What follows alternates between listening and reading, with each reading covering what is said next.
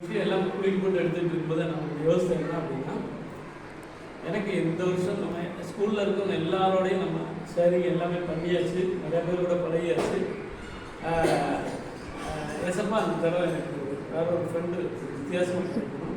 நான் இது வரைக்கும் நான் அன்பாக ஷேர் பண்ணாதவங்களோட இந்த ஷேரிங் இருக்கணும் அப்படின்னு நான் நினச்சேன். அது கடைசியில் கிடைச்சது யாருன்னு கேட்டிங்கன்னா என் பேரை வந்துச்சு.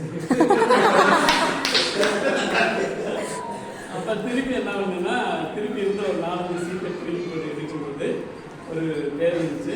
அப்போ எல்லாரும் குழுன்னு கேட்டாங்க. நான் சொன்னேன், உண்மையதே சொன்னேன், என் பொண்ணு மாதிரி அப்படின்னு சொன்னேன். என் மகளோட வயசு இருக்கும் அப்படின்னு நான் சொன்னேன், என் மக மாதிரி அப்படின்னு நான் சொன்னேன். ஆனால் என்னன்னா, நம்ம எல்லாருமே குடும்பம் அப்படின்னு நம்ம ஸ்கூலில் எல்லாமே சொல்லிக்கிட்டு இருக்கோம். இந்த குடும்பத்தில் நிறைய பேர் நல்லா பழகி அன்பை ஷேர் பண்ணிட்டாங்க, அவங்களுக்கு எல்லாமே கொஞ்சம் புரிஞ்சிருச்சு. ஆனால் இந்த பொண்ணுக்கு இன்னும் நம்ம குடும்பத்தில் ஐக்கியமாகணும், இந்த ஐக்கியம் கிடைக்கணும். ஆனால் கொஞ்சம் பாஷை வித்தியாசம் இருக்கு அவங்களுக்கு, சரியா?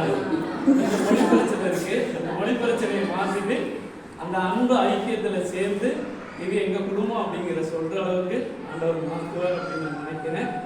அதுக்கு